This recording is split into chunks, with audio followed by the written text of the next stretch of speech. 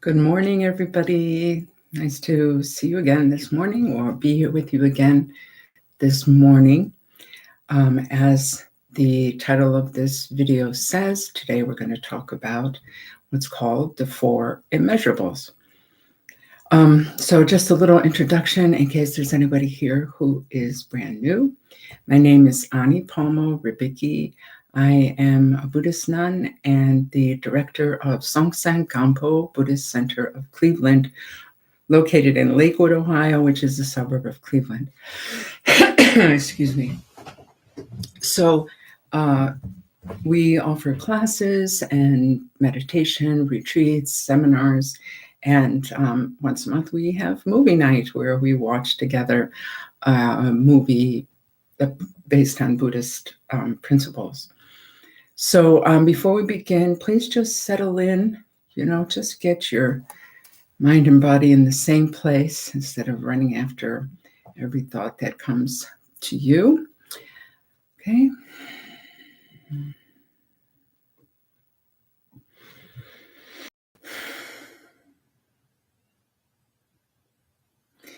So first, we're going to begin by developing bodhicitta.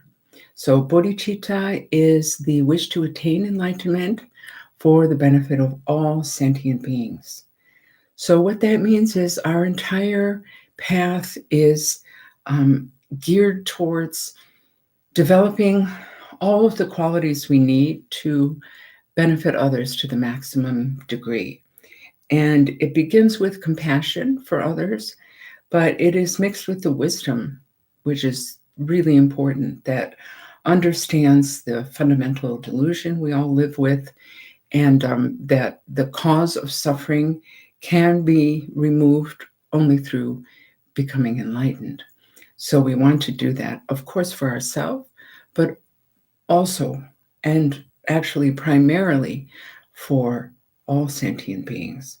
So if that doesn't make sense to you, or if you are not Buddhist, then simply just take a moment to generate the wish that the time we spend together this morning benefits others as well as ourselves.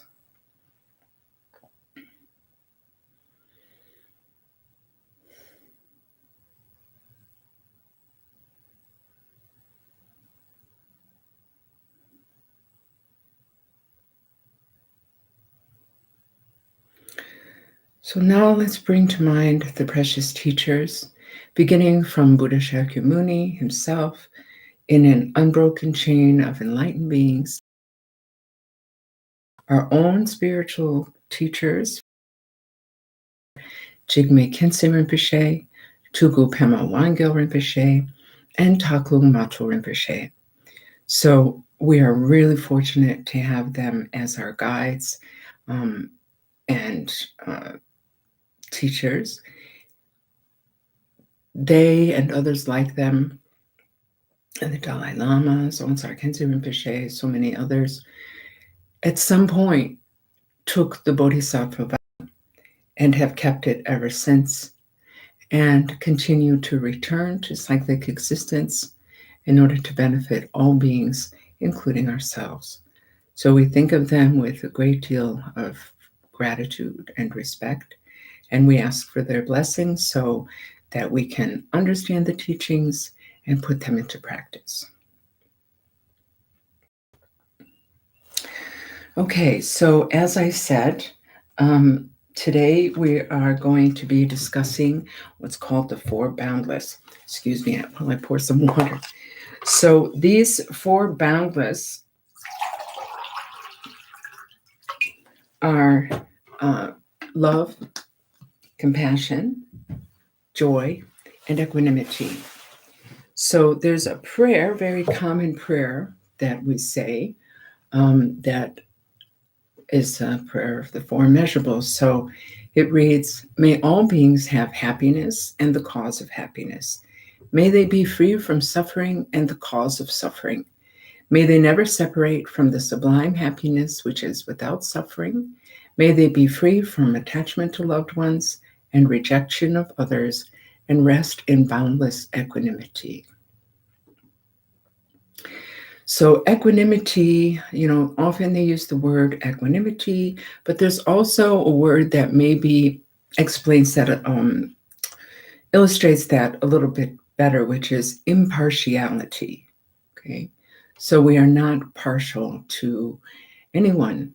We give the love, compassion, and sympathetic joy to every being, no matter what. So we'll talk about that this morning.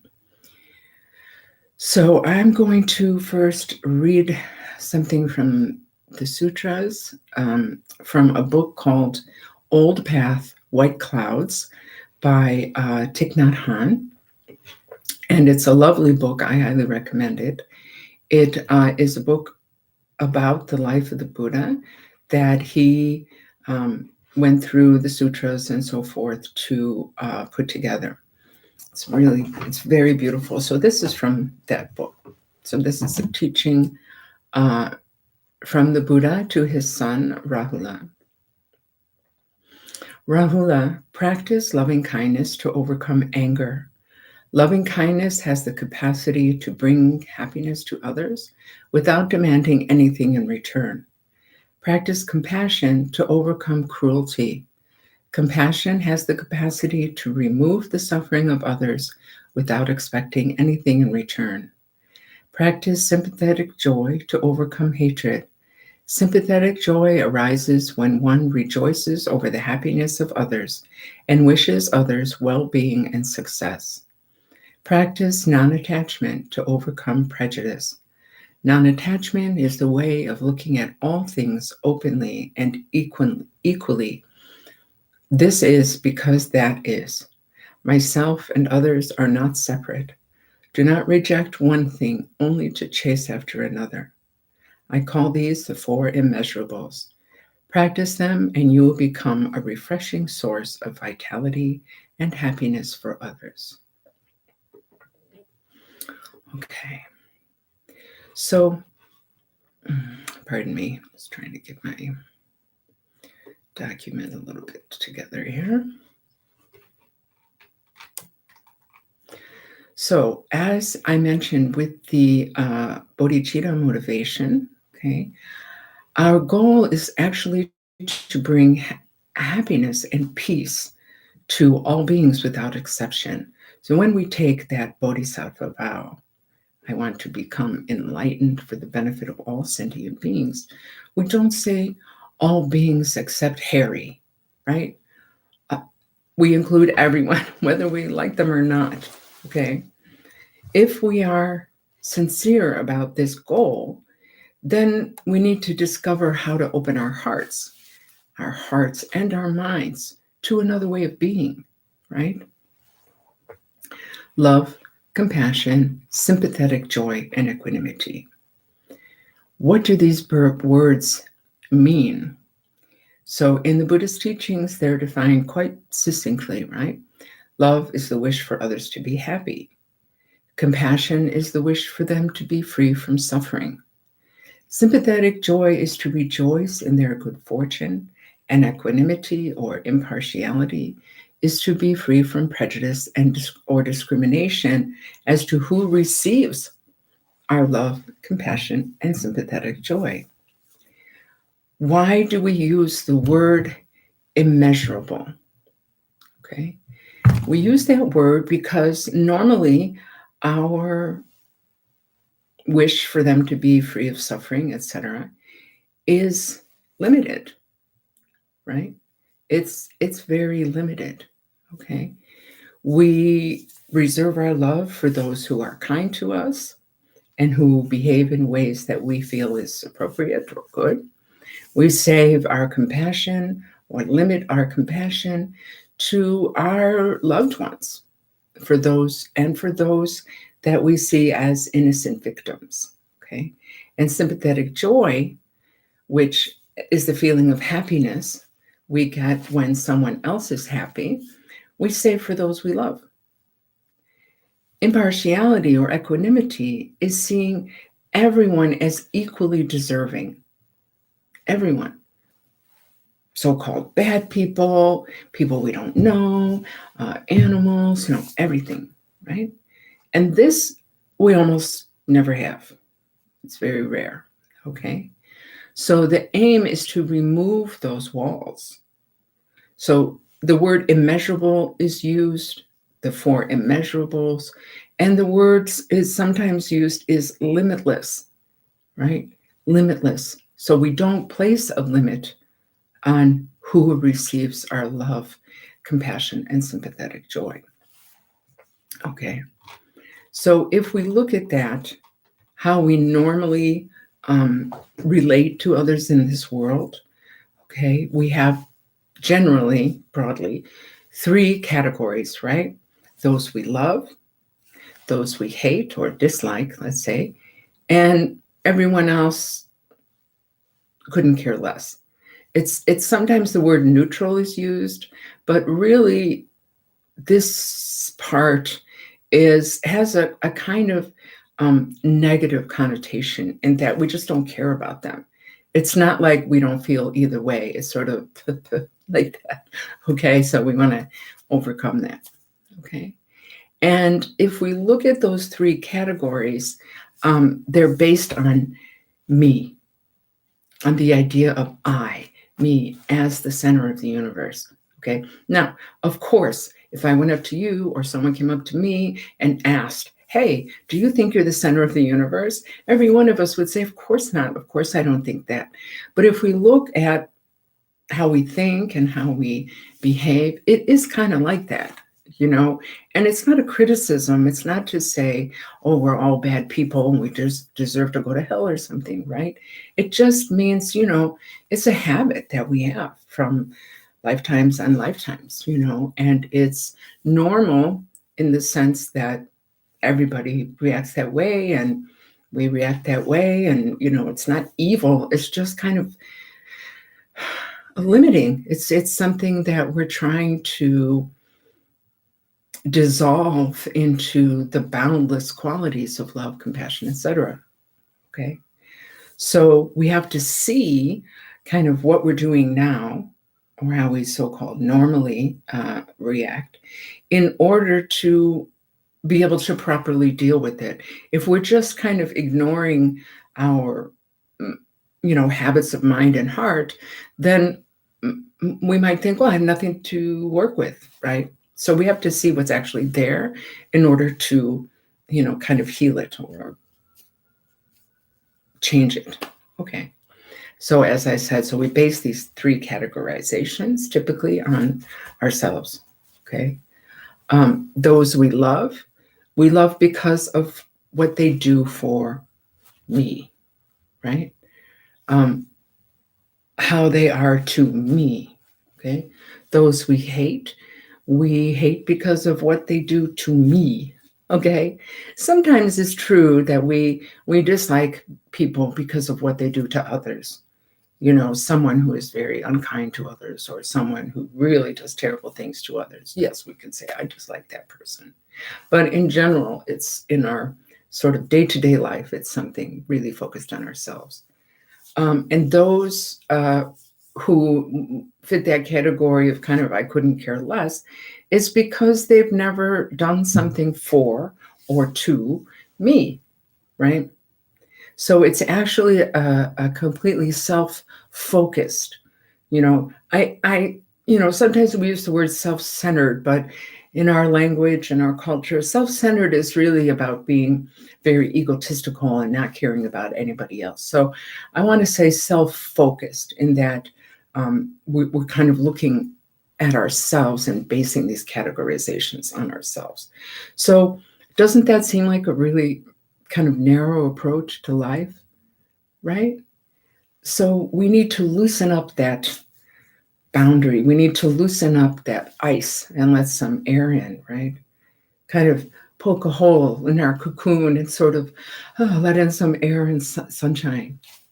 Okay. So, okay. So again, we're talking here about the four immeasurable or limitless attitudes. All right.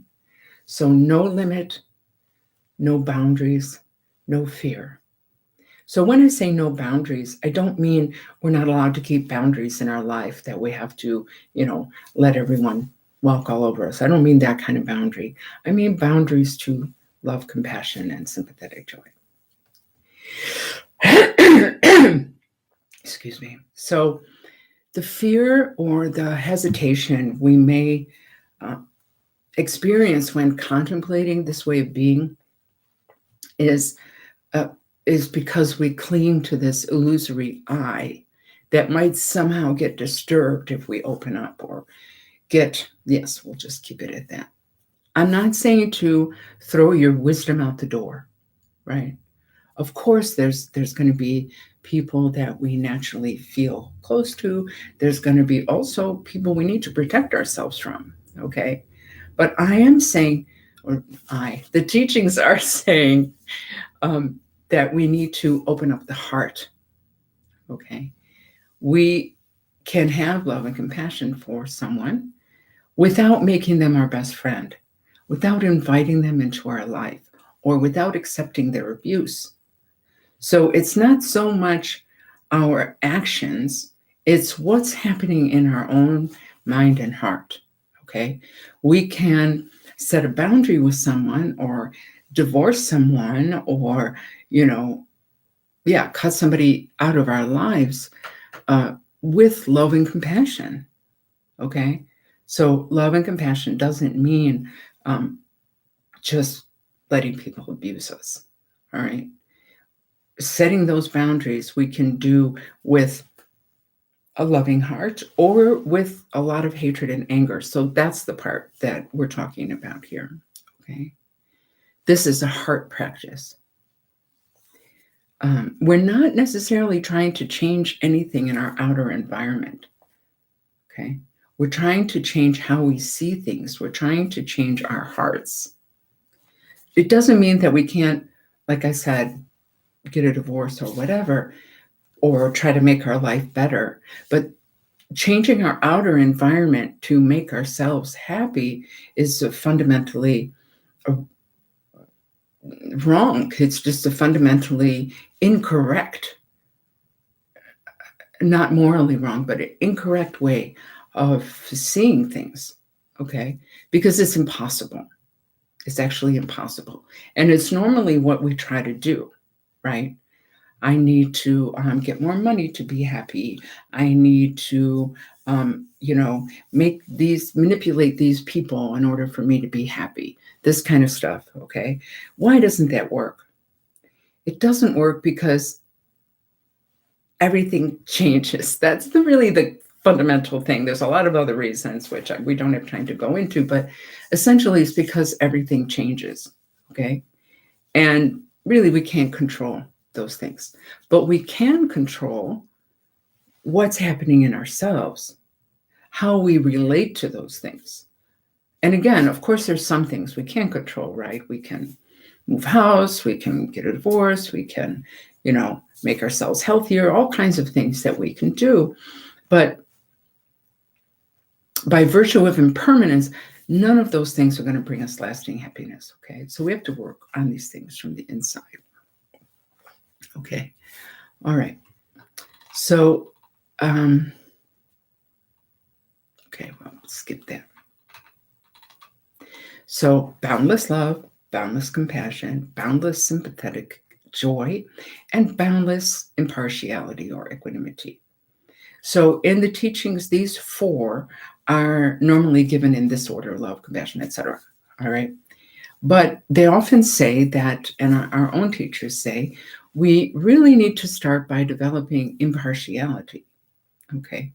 Because if we don't, then as we develop the other three, we'll naturally be tainted by our, long-lived habit of giving preferential treatment to a select few, okay? So not only do we base our categorization of people into these categories, love, hate, couldn't care less, we also have the mistaken notion that these people are inherently good, inherently bad, or not worthy of our attention, either way. Okay, this is We think, oh, this is who they fundamentally are. But think about this. That person that we hate so much, and these are typically people that, have hurt us. We're just talking about like our own circle, right? Is the very same person that someone else loves so much, right? That person that we're just like, bleh, I can't stand them, for whatever reason. All right. But someone else sees that person and they're like, oh, I love them. They're the best. So where is then the hatred? Where does that hatred or dislike or disgust actually reside? If that person were inherently worthy of hate, let's say, or that quality of hate existed in them as an inherent quality, everyone would hate them. But it doesn't work that way. And you can look at anything like that. You can look at Brussels sprouts like that, right? Brussels sprouts are just Brussels sprouts. Some people love them, some people hate them, but that quality of tasting good or tasting bad, it's not in the Brussels sprout, it's in the person, their own likes and dislikes. Okay? So think of it like that. The hatred and the label are in our own mind. Same for any of these things: love, compassion, sympathetic joy. Another thing to consider when trying to develop impartiality is that relationships change over time. Like I was saying earlier, right? Excuse me. Nothing is permanent. Okay? Relationships are included in that. So even if you don't accept the notion of past lives, future lives, all of that, just look in this life right now. Okay? Friends become enemies, enemies become friends, strangers become friends or enemies. Both friends and enemies can morph into strangers over time, right? I get an example I really like to give is like your first love, whether it was in kindergarten or college or whatever, your first love, yeah? Some people still know that person. Some people are married to that person, okay? But many of us, that first love just became a stranger or an enemy. Why do people that we're close to have the power to hurt us the most? Because they know our weak points.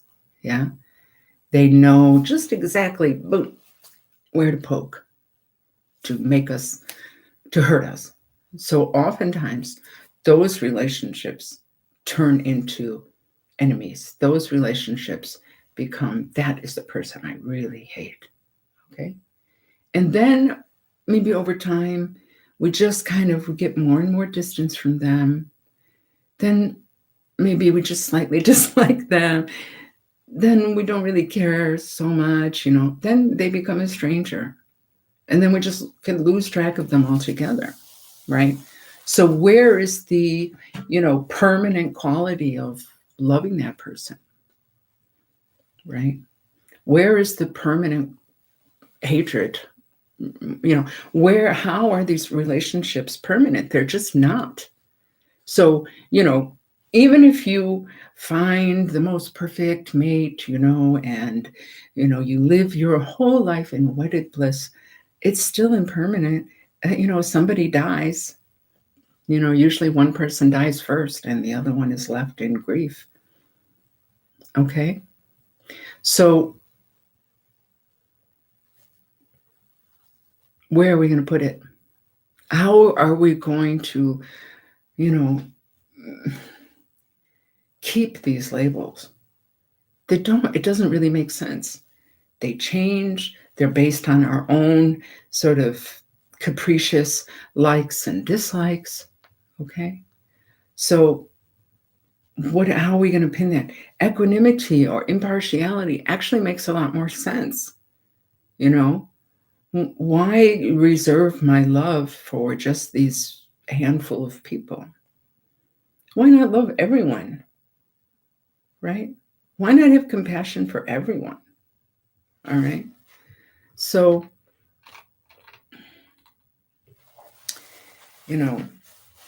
how, if they change, if all of these relationships change, how can we use them as the basis for deciding who we love, okay, and from whom we hold our love and compassion, okay? Considering and contemplating on these points is how we develop impartiality. And, sometimes the word impartiality has problems too, right? Because it sounds like not feeling anything, right? Our goal is not to, become a zombie or an emotional zombie or a brainless thing or a heartless thing.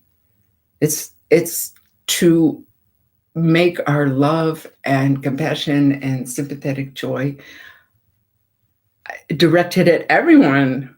So it's very, very, rich and positive, and happy way of being, right? So another way to engender impartiality or equanimity is to realize that fundamentally we're all the same, okay? We're all the same. I don't mean, in some kind of big esoteric thing, we have one mind or something like that. It's not true, okay?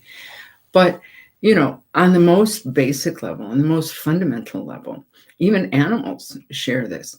We all want to be happy. We all want to avoid suffering. That's all. Our storylines might be vastly or slightly different. The way we go about trying to accomplish happiness and avoid suffering may be skillful or unskillful, but it remains that the driving force behind our lives and every single, and I don't mean just us personally, but everyone, and every single being, every single choice anyone makes in their life comes from the wish to be happy and the wish to avoid suffering. All right. So if that's true, then why love only some? Why, keep compassion away for others? Okay. Yeah. So if you look at like an ant, something as small as an ant, okay, let's say an ant is just like walking across the table, and you start to not even really threaten it, but just sort of tap your finger on the table, the ant will start to run, right? Why? They don't want to suffer. They want to be happy. They feel, oh, my life is in danger. I better go find safety. That's wanting to be happy, wanting to avoid suffering. When someone beats someone else up, let's say, we might think, how does that make sense? How can you see that as the same as me or the same as someone wanting to do good? Well, because they feel some unease, they feel some suffering, okay? You can say, oh, they feel anger, but even that anger is because they're unhappy somewhere. They didn't get something that they want, okay? And they have this mistaken idea. And all that happens very quick. It's not like they're sitting in the middle of the bar going, this plus this, right? These things arise quickly. But it really, if you examine it, it works like that, okay? They have an uncomfortable feeling. There's a kind of suffering there. And they have then the mistaken notion that if they punch this person in the face, that suffering will go away. Now, in our own case, okay, hopefully we're not running around beating people up. I've never punched anybody in my life. But, if we think about like yelling at someone, okay, or trying to hurt someone in some way, look at that, in meditation, even we can do this kind of analytical meditation of going back, okay, when was the last time, even if we didn't act, let's say, when was the last time I was really angry with someone? Okay. And then break it down. Okay. Well, they did this thing or they didn't do this thing, whatever it was. Let's say they did. They did this thing. They did something that hurt me. Okay. Well, what did you want to, that they prevented you from getting? That's what we need to look at, okay? Because anger comes out of that. I wanted something, I didn't get it, okay? If that is a sort of neutral reason, like, for example, I wanted to have an uninterrupted sleep at night, but there was a thunderstorm that woke me up. We don't, we're just like, oh, we might feel irritated, but we don't hate the thunderstorm, right? Because we understand it's just not on purpose, okay? But if I want an uninterrupted sleep and then my neighbors blast their stereo in the middle of the night, okay, then that anger arises because we think, oh, they did it on purpose. Anyway, there's a lot to say about that, which is not our topic today. But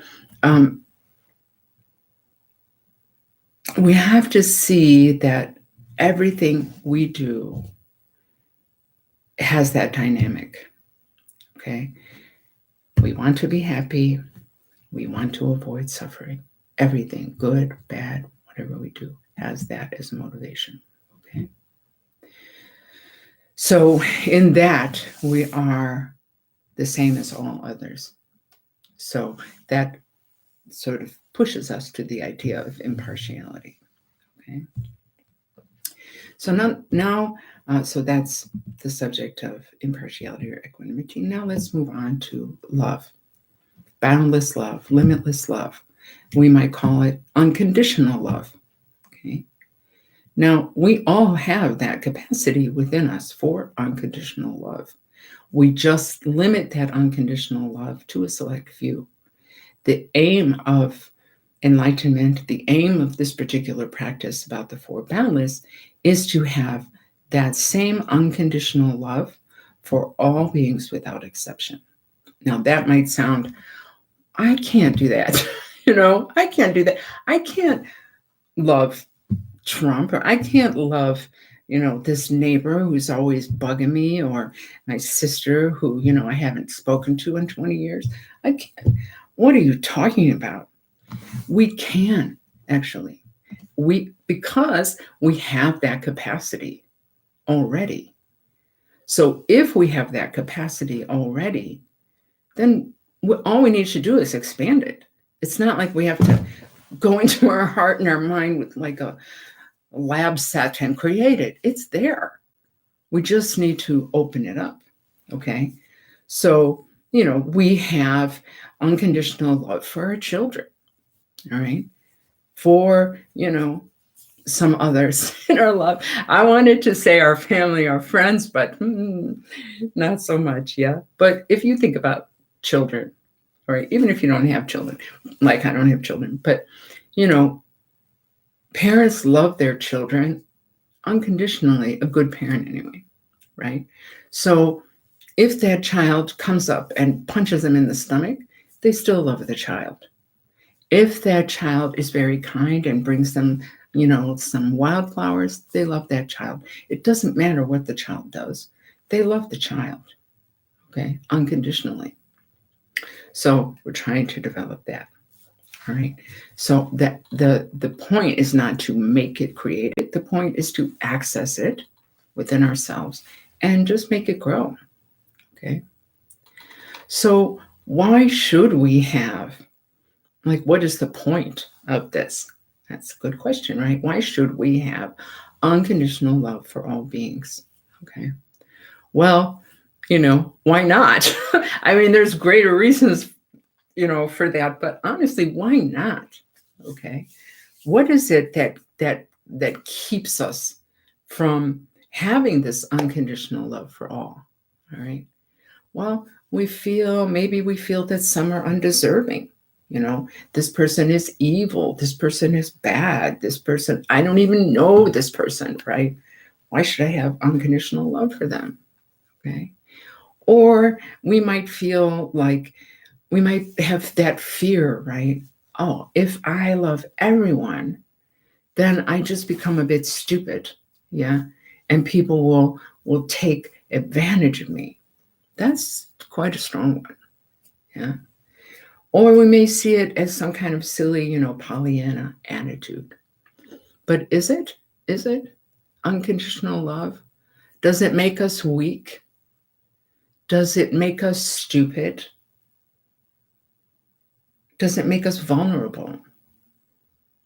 No, it doesn't, in fact, because we're not talking about idiot unconditional love, which would be, oh, I love everyone. So, this person wants to rob me. So I'm just going to invite them in and let them rob me. Or this person wants to kill me. So to make them happy, I'm going to let them do that.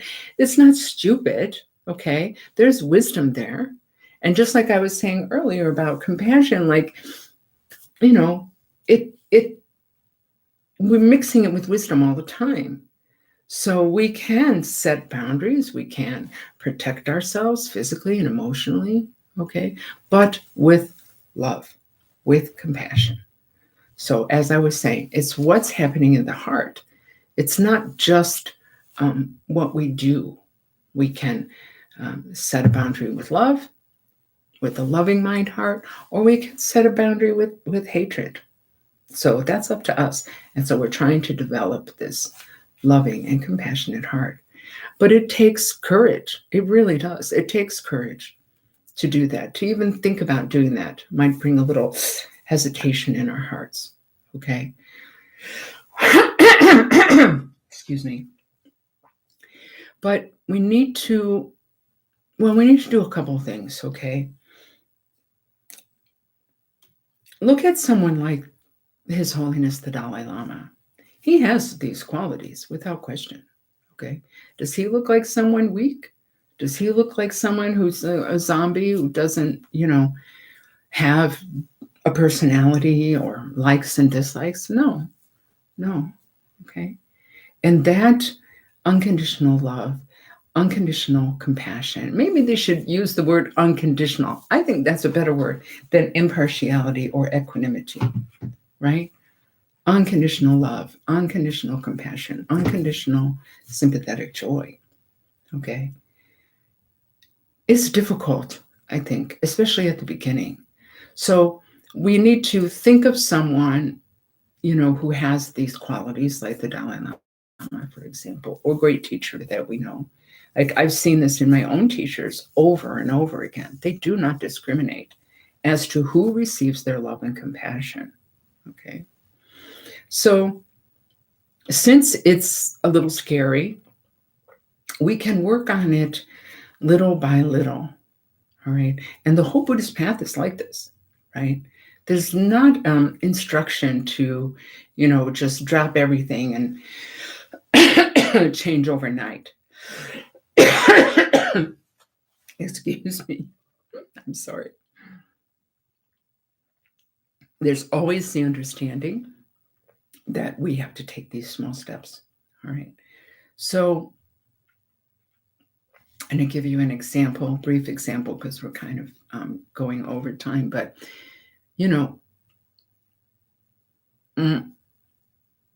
we can sort of jump into it for a second and then jump back out. Okay. I know it sounds silly, but it's a small thing like that to overcome our fear. Let's say we have had like a lifetime problem with our sister. Okay. And we might feel like I cannot have unconditional love and compassion for her. I just can't, If I do, she's going to come at me like a bulldozer and I'll be done. It's not true, but emotionally we feel like that, right? So in that case, okay, so I'm going to differentiate here because there's the Buddhist teachings and then there's, Palmo's little experience. So that's what I'm going to talk about now. It's not something in the teachings, okay? It's something I found myself that helped me to do this practice. So take it for what that is, all right? So I had this kind of problem, and what I did was I just decided that I would jump into feeling like that, And then if it was too uncomfortable, I would jump back out. So what does that mean? So I would just decide, it wasn't my sister, just to be clear, it was somebody else. I would just decide, okay, what would it feel like to have love and compassion for her, right? I'm going to develop that right now. And then if that's too uncomfortable, because it's scary, if that's too uncomfortable, I'm just going to go back to hating her. Okay. And I did that. I just kind of jumped into that for a second. Oh, it was such a relief, to be free of this agitation of fear and hatred and all of that stuff that's so kind of icky. Yeah. We think often the stance of unconditional love and compassion is weak, but it's not. It's so much stronger than hatred and so forth. Because why? When our mind is very agitated, okay, it's not stable. Yeah, we could look at your mind next time you might feel that way. Okay, it's not stable. We can't see clearly. We can't think clearly. We're just all like, in our emotions and stuff. Okay, let's just take when we feel compassion and love for anyone, whoever we love at the moment. Okay, and have compassion for them. The mind is clear. Mind, heart is calm. Okay, in that state, it's much easier to access our innate wisdom, our inherent wisdom. Make the right choices, say the right things, all right? Be helpful, be open. So it's really a stronger stance, okay?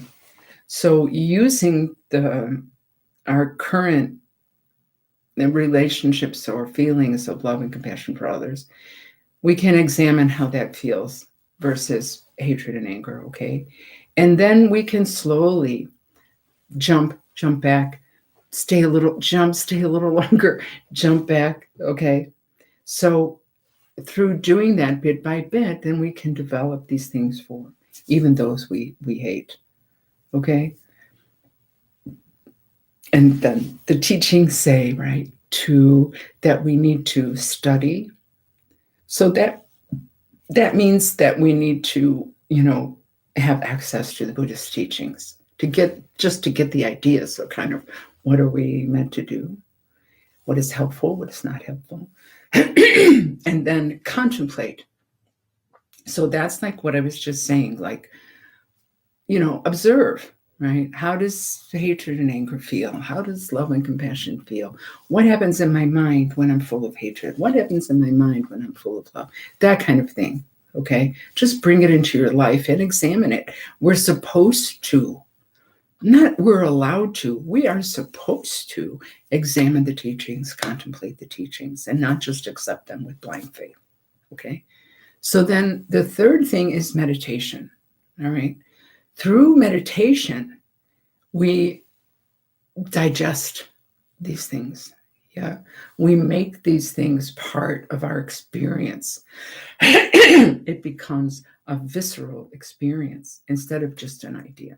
Okay, so through those three things, over time, we can develop the four boundless. Okay, so let's talk about compassion for a minute. So it's really easy, right, to have a compassion for an abused child or a little puppy or that kind of thing, okay? And it's not that we shouldn't. Definitely we should have compassion for those or for someone that we love. But what about, so we're saying all beings, right? So it's not just cute puppies and people that we love that we're meant to have compassion for. It's also for the abusers, for those that, we say are doing wrong. We're supposed to have compassion for them too, right? When we think about that, suddenly our compassion dries up like a little raisin, right? No, I'm not going to have compassion for them, okay? But boundless compassion means no limit whatsoever to our compassion. Guilty or innocent, good or bad, right or wrong, likable or not, everyone gets our compassion. So then we have to think about that. What, having compassion for the abuser, having compassion for someone, for a murderer, Having compassion for a dictator? Well, no, right? Why do we think that? Why do we, shy away from that or think that's a nutso idea? Okay. Because we might have the wrong view of what compassion actually means. Okay. To have compassion for someone who, let's take an extreme example because it's easier with these big, juicy examples. Okay. To have compassion for someone like a murderer doesn't mean that we have to agree with what they did. Okay.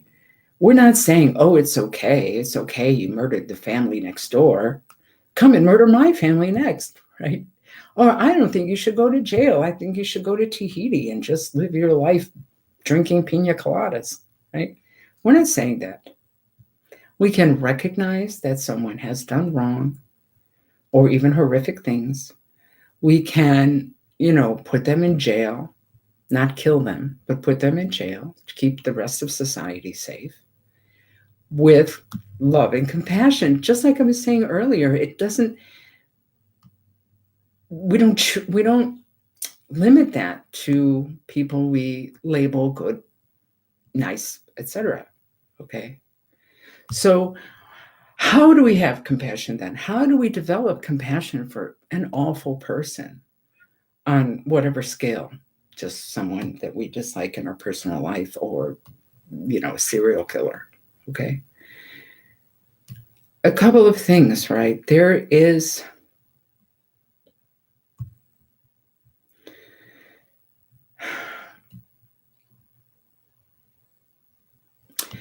that sameness that I was talking about earlier, right?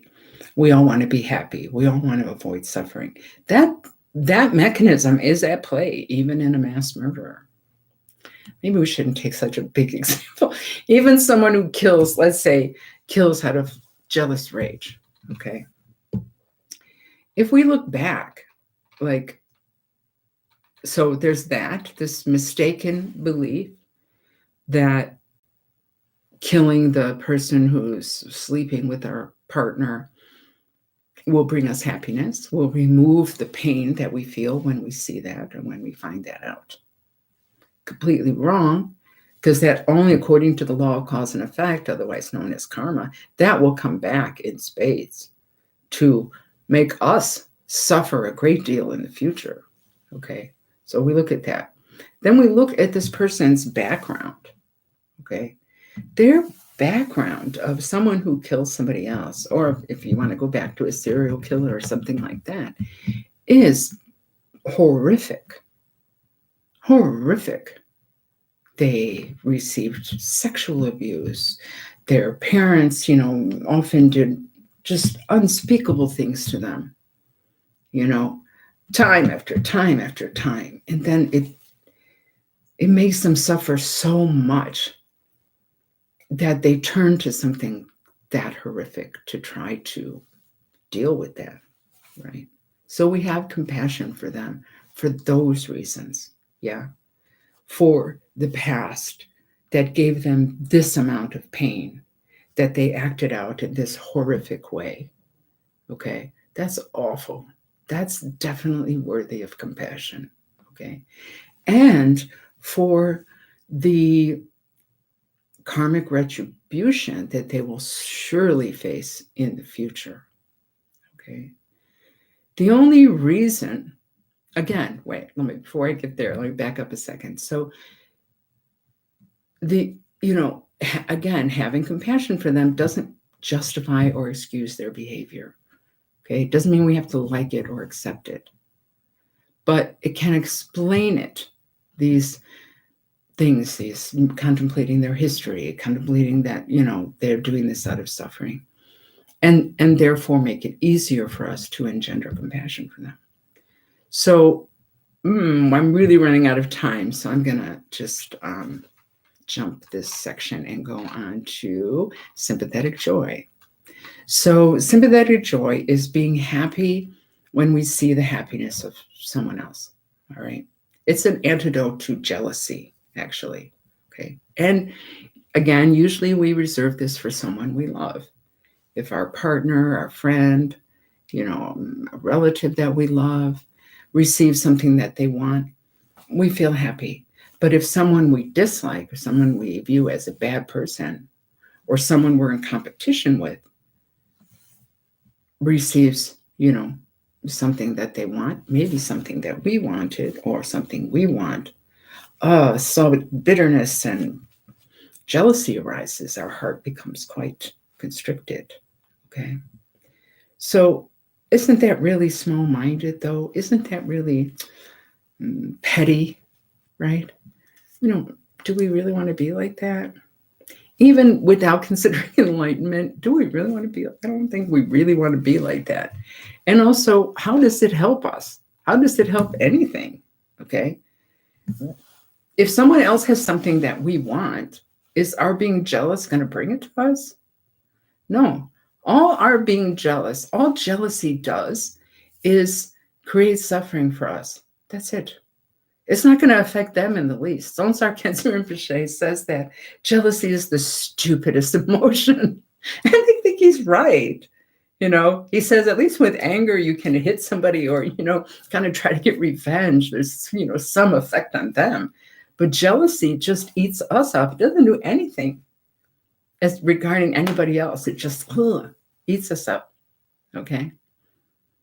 But if we are happy for them, genuinely, and we rejoice that they have something good, we still don't receive that thing. We don't receive it by being jealous. We don't receive it by by rejoicing in their happiness. But at least we feel good, right?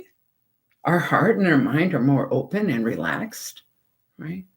So imagine if everyone else's joy brought us joy as well, right? All right, so that's it for all my chit chat. Now let's do some meditation. We're just going to do a mindfulness of breathing meditation right now because we don't have a lot of time. I'm sorry. Did not expect it to go on like that. Okay, so for this, if you're on the floor, just sit in a way that's comfortable for you. Okay, Rebecca, I'm gonna answer your question after meditation, okay? It's a good question. All right. So if you're sitting on the floor, just cross your legs and sit whatever way is comfortable for you. If you're sitting in a chair, feet flat on the floor, okay? Back straight, arms relaxed, hands palms down on your knee, on your legs, or palms up, or with your hands like that, whichever more comfortable. Arms relaxed. Back is straight. That's the most important. Back of the neck is straight. Chin is tucked in a little bit. Breathing through the nose. Eyes are open, looking down halfway. Okay. So now bring your awareness to the sensation of the breath coming in and out of your nose. So sort of focus at the tip of your nose here. So just take a second to notice that sensation.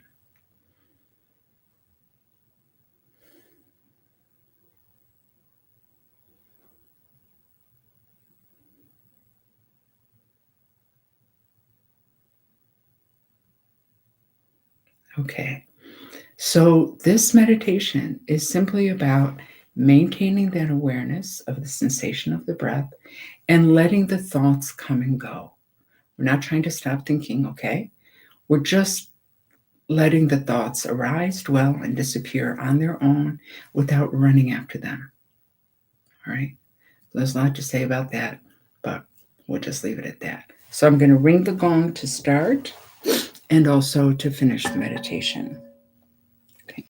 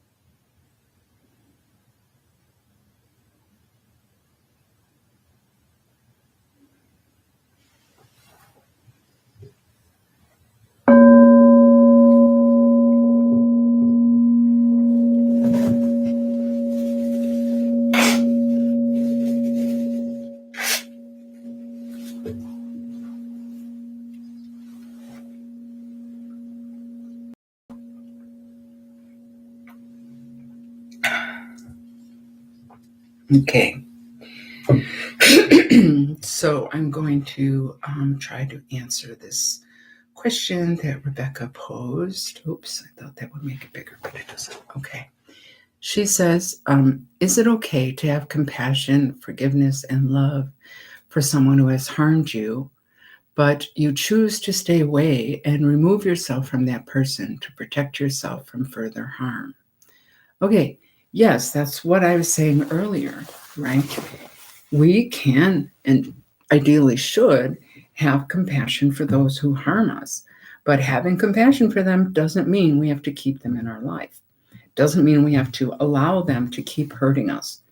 In fact, if we remove ourselves from that person, it can also be good for them because because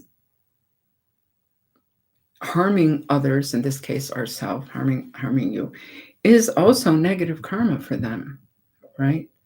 So if we remove ourselves, they create less negative karma. So absolutely, okay, we can remove them from our life. But it's not, compassion doesn't mean we don't remove them. Compassion means that when we remove them, we do so with love and compassion in our heart, okay, and not hatred and anger. That's it. Does that make sense, Rebecca? And does anybody else have questions? You're welcome to put them in the chat. Does that work, Rebecca, or do you have more questions regarding that? Thank you. I appreciate your time. Okay, you're welcome. Okay, so if there's no more questions, then we'll do the dedication prayers. If you don't have them in front of you, you can just click on the link in the description and they will come up. We're going to skip that first one and we're going to go to the long life prayers and then the remaining prayers on page 2.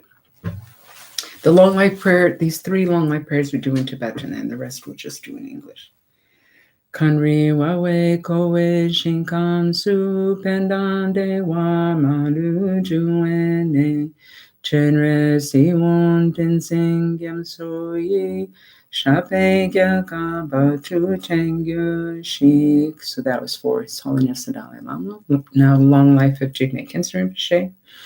Om Swasti Jigme Rabjam Seya Chinlab Ki Khyentse Duka Lunsin Nudan Chok Sabsum Mishi Doje Taten Chin Tender Me Patron Le Tashin Sho.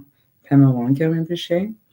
Om Swasti Tsela Gyamsa Chinlab Tenjun Le Lunsin Dakse Gyurju Pema Wang Sangsum Nadre Gyalpo Tatene Lapchen Tende Shetan Taige Sho. Now the rest in English, and then we'll say the 100-syllable mantra at the end. We pray for the good health of the lamas. We pray for their precious lives to be long. We pray for their activities to spread and increase. May we be blessed, never depart from them. By this merit, may all attain omniscience, may defeat the enemy, wrongdoing. From the stormy waves of birth, old age, sickness, and death, from the ocean of cyclic existence, may I free all beings. May bodhicitta, precious and sublime, arise where it has not yet come to be, and where it has arisen, may it never fail, but grow and flourish ever more and more. As long as space endures, as long as sentient beings remain, until then may I too remain and dispel the miseries of the world. Ever absorbed in the display of divine forms and primordial awareness, appearance, sound, and perception in the state of divinities, mantras, and dharmakaya.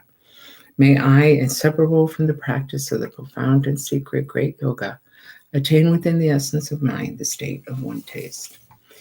Om Vajra Sattva Samaya Manupalaya Vajra Sattva Tenopa Tishta Trito Me Bhava Sudokayo Me Bhava Subokayo Me Bhava Anurakto me bhava sawasiri me prayatsa sawakarma sutsame chitam shriyam kuruhum ha ha ha ha ho bhagavan savatata gata vajrama me munsa vajri bhava maha samaya sattva.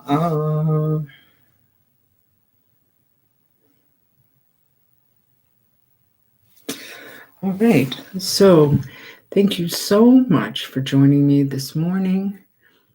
Okay. And first Sunday of every month, we have this live stream on YouTube. So you want to subscribe so that you know when, or I get a reminder when it's happening. Please sign up for the newsletter. Look at all the links below. Okay.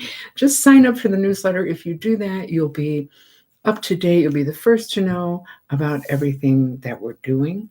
Okay, as I said, classes, retreats, seminar, fun stuff. And hopefully we'll be opening up the center this year sometime once everyone gets their vaccinations. De nada, Angelina. Okay, all right. Have a wonderful day. It's beautiful outside. And that's it. That's all I have to say. Okay, bye-bye, everybody. Thanks again.